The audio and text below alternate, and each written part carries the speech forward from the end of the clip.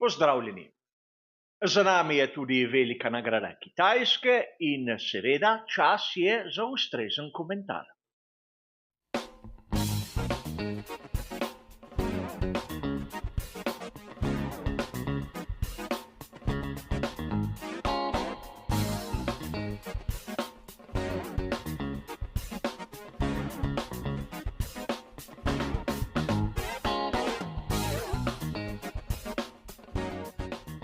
Tudi tokratni komentar bo kot običajno razdeljen na tista dva običajna dela, kjer bomo v prvem si ogledali vse tiste zanimive iztočnice, ki nam jih je nekako pokazala dirka, v drugem bomo pa nekaj minut posvetili napovedim strategiji in onim, kar so ekipe pokazale na progi v realnosti.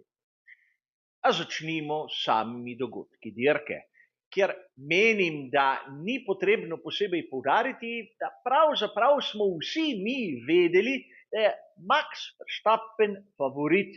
Videti je bilo to na samem sprintu. Ampak če začneš še iz najboljšega štartnega položaja, se mora res nekaj zgoditi in to v negativnem smislu, da ne zmagaš. Ampak za Maxom Verstappenom se je dogajalo marsikaj in marsikaj zanimivega. Najprej bi se ustavil pri tistem, kar je po mojem videnju stalo skuderije Ferrari mesta na zmagovalnem odru.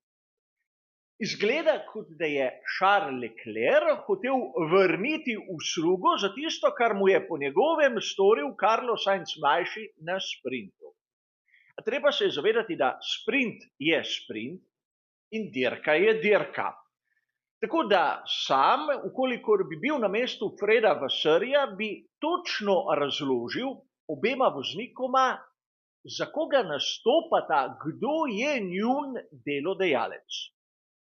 In po svoje razumem Carlosa Sainza mlajšega, ni dobil pogodbe in si lahko privošči marsikaj, ampak Charles Leclerc je v bistvu s svojim manevrom, vsaj po mojem videnju, stal skuderije Ferrari najmanj tretjega mesta. In to na samem začetku dirke. Znan je izrek, da dirko se v prvem krogu ne dobi, ponavadi se jo pa lahko dobesedno zapravi. In tu mi je prišlo v spomin vse tisto, kar se je dogajalo na začetku kariere v sezoni 2019 med Charlesom Leclercem in Sebastianom Vettelom.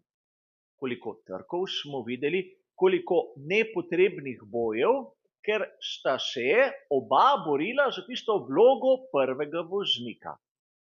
In seveda tisti glavni rezultat je šel seveda drugam.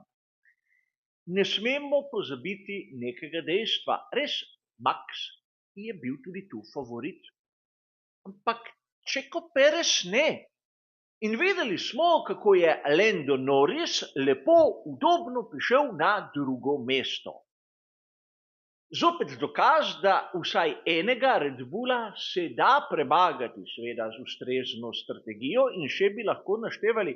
Ampak kolikokrat poprej sem pravzaprav dejal, da Ferrari mora najprej strmeti za tem, da premaga najpočasnejšega izmed obeh Red Bullov in na to lahko začne misliti o napadu na Maxa Verstappena.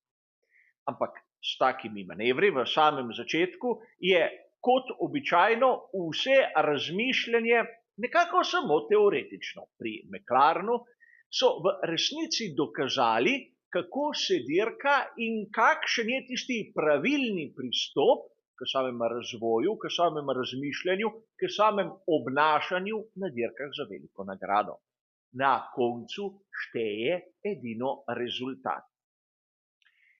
In tu bi rad poudaril nekaj. Pred tedni smo lahko slišali govorice o tem, kako je Helmut Marko dejal, da ima Daniel Ricciardo velike nagrade Kitajske, da se izkaže. Velika nagrada Kitajske je z nami in vsi mi, navdušenci, navijači, tisti, ki radi spremljamo dirke, se lahko začnemo spraševati, se je avstralski voznik izkazal ali ne. Sam, kakšne velike razlike med njim in Tsunodo nisem opazil. Sedaj, ali je Tsunoda fenomen ali sta oba podpovprečna, vsak se lahko odloči sam. Ampak na veliki nagradi Kitajske bi lahko dejali, saj je Stroll tisti, ki je dobesedno oviral Ricciarda pri doseganju boljšega rezultata. A kot sem povedal, na koncu šteje rezultat in ne izgovori, zakaj le tega ni. Imel je priložnosti tudi prej Daniel Ricciardo in resno mislim, da pri Red Bullu oziroma Racing Bullsi bi se lahko začeli glasno razmišljati o tem, kakšna bo usoda, naprimer, Liama Lawsona. Sam mu bi dal sedež že na začetku sezone, kajti slabši od Ricciarda po mojem videnju ni.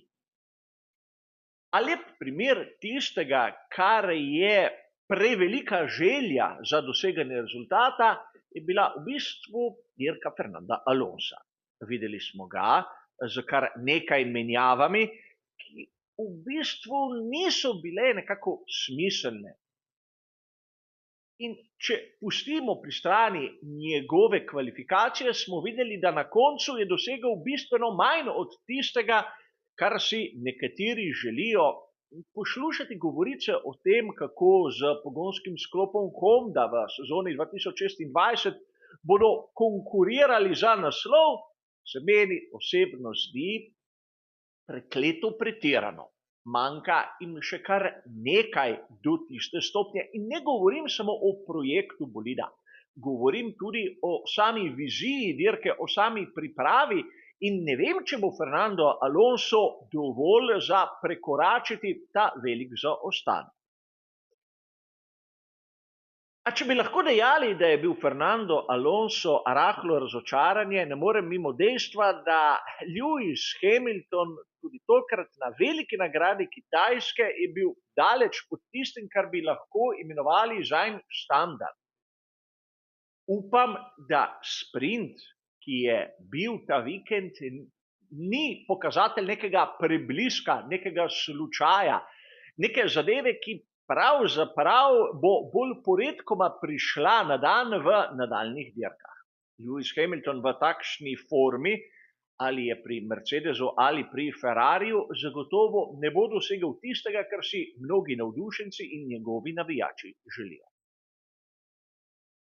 A mnogokrat pozabimo, da določeni vozniki na štartnem razporedu ne dosegajo tistega, kar bi pričakovali, in tu s prstom kažem naprimer na Magnusena, ki je svoj čas dobesedno izničil kariero Mika Schumacherja in sedaj praktično vidimo, da je Nico Hülkenberg bistveno boljši, bistveno hitrejši, bistveno bolj konkreten. Je tu za se vprašati, kaj bodo storili pri ekipi Haas v naslednji sezoni. Po mojem, kariera Magnusena bo doživela tisti konec, ki pravzaprav je bil spisan že nekaj sezon od tega, ampak zgolj po naključju se je zgodba malce podaljšala. Po drugi strani letos tudi Magnusen ne da tisto nekaj več, kar bi pričakovali. A pravzaprav bi lahko dejali, da tudi sam Max Verstappen danes ni bil tako hiter, kot si je marsikdo mislil. Namreč njegova prednost na samem koncu dirke ni bila tako gromozanska. Čeprav vem, varnostni avtomobil na sredini je naredil svoj vtis, kar se tiče tega, ampak tudi strategija pri Red Bullu, vsaj po mojem osebnem videnju, ni bila ona vrhunska. A najprej si bomo ogledali kot običajno tiste napovedi, ki jih je dal Pirelli in napoved, ki sem spisal jaz sam. In pri Pirelliju vidimo 4 alternative, kjer sem že v tistem krajšem javljanju v živo povedal, da nobena izmed 4 me ni prepričala zaradi v bistvu enake dolžine pri različnih mešanicah. Ali naj bi vozniki uporabili mešanico medium ali hard, je bil del dirke namenjen tej tipologiji pnevmatike dolg približno 20 krogov in zadeva, vsaj po mojem osebnem videnju, ni imela nekega smisla, ni bila tako logična. A pravzaprav smo že na samem začetku videli, da tista zmagovalna je bila praktično enaka oni, ki jo je napovedal Pirelli, le da prva dva dela sta bila bistveno skrajšana. Seveda ni mi dano vedeti, kaj so razmišljali pri Red Bullu, ampak tisti drugi postanek je v bistvu bil posledica varnostnega avtomobila. Mogoče so se v danem trenutku odločili za spremembo, ne vem. A treba je poudariti nekaj, pri Pirelliju smo imeli 4 variante z 2 postankoma pri vsaki. Sam sem dal 3 variante, ker sem bil malce bolj drzen, izbiral sem mehkejše mešanice. Pri 2 se je pokazalo, da sem popolnoma zgrešil. Ampak pri eni, oni z samo enim postankom, no ja, tam se je izkazalo, da naprimer pri obeh Ferrarijih in pri Landu Norrisu smo videli, da sem bil pravzaprav dokaj natančen, tudi kar se tiče dolžine samega stinta. In to je važno. Samo zaporedje menjav ni nič kaj takega. Važno je ugotoviti, kdaj postanek bo. In tu lahko vidimo, da pravzaprav moji izračuni kljub samo enem prostem treningu in pomanjkanju kakršnih koli uporabnih podatkov je bilo dokaj uspešno. In zopet se lahko začnemo spraševati. Lando Norris praktično z identično strategijo kot Charles Leclerc je znal priti na drugo mesto. Dobili smo potrditev, da pravzaprav so pri Ferrariju dirko zapravili na samem začetku, vsaj kar se tiče lepega rezultata na koncu. In vem, kritičen sem izjemno v takih primerih, ko vidim, da ekipa zaradi notranjih nesoglasij, zaradi notranjih trenj dobesedno zapravi potencialno zanimiv rezultat. Lando Norris kot voznik dneva je po mojem mnenju zaslužena nagrada, zaslužen izbor, kajti ta naslov mora iti deloma tudi McLarenu, ki je pripravil dober bolid, sodeloval z voznikom in na koncu dosegel rezultat. Po drugi strani smo videli Piastrija, da je bil v težavah, ampak zato sta 2 bolida v ekipi, da če se enemu nekaj zalomi, lahko drugi prevzame odgovornost. Landu Norrisu manjka le zmaga. Verjetno mnogi izmed vas, tako kot jaz sam, upate, da se bo ta pomanjkljivost v statistiki kaj hitro odpravila, ampak glede na formo Maxa Verstappena v Red Bullu bo to letos izjemoma težko. Po drugi strani lep dokaz, Perez je premagljiv. In tu morajo, naprimer pri ostalih ekipah, začeti razmišljati, posebej pri Ferrariju, pri McLarenu so dokazali, da se da. A tako, prišli smo do konca tudi današnjega komentarja velike nagrade Kitajske. Hvala za vašo pozornost in nasvidenje.